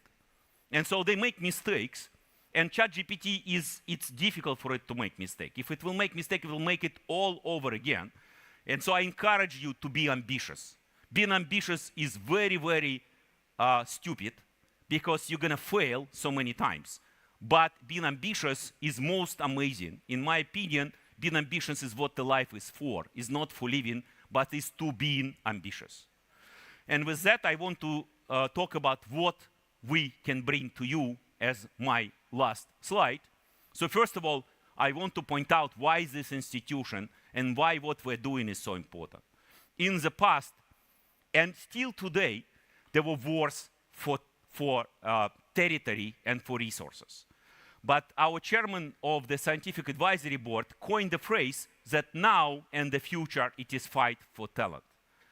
Reality is that the world of physical world, the earth, is quite limited and quite small. The world of knowledge is infinite. And so finding wealth, finding fame, finding power, finding self-realization, finding success in the world of knowledge is much easier. And for world of knowledge, you need talent. And so with that, our focus here in this institution is first to bring pragmatic prosperity to this institution. I don't think we can ever compete with institutions like Harvard or Stanford in the amount of capital they have, but perhaps we can be pragmatically prosperous.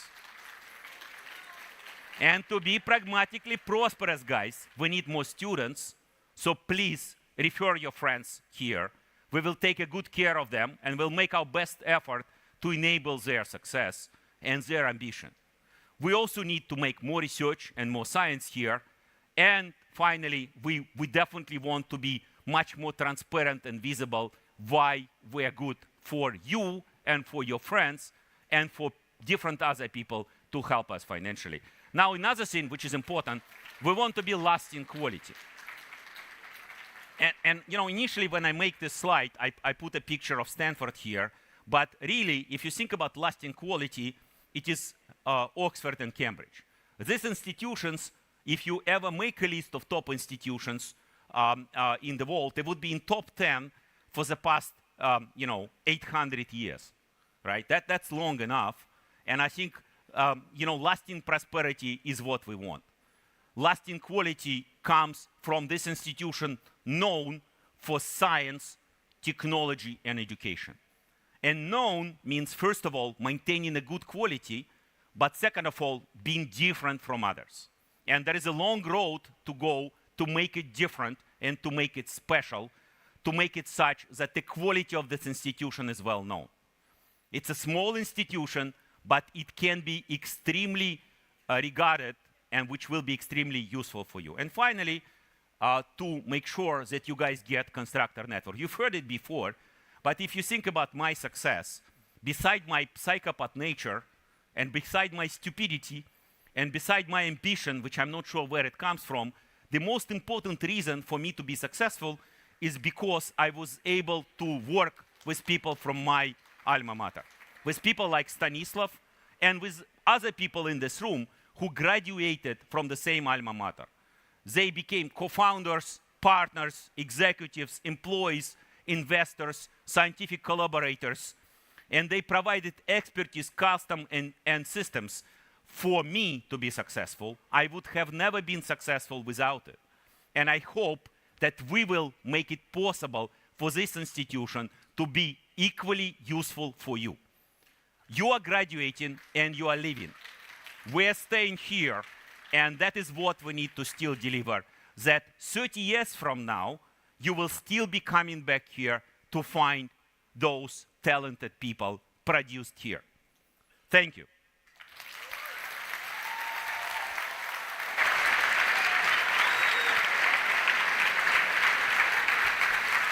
Thank you so much, Serge Bell, Chairman of the Board of Governors. Thank you so much.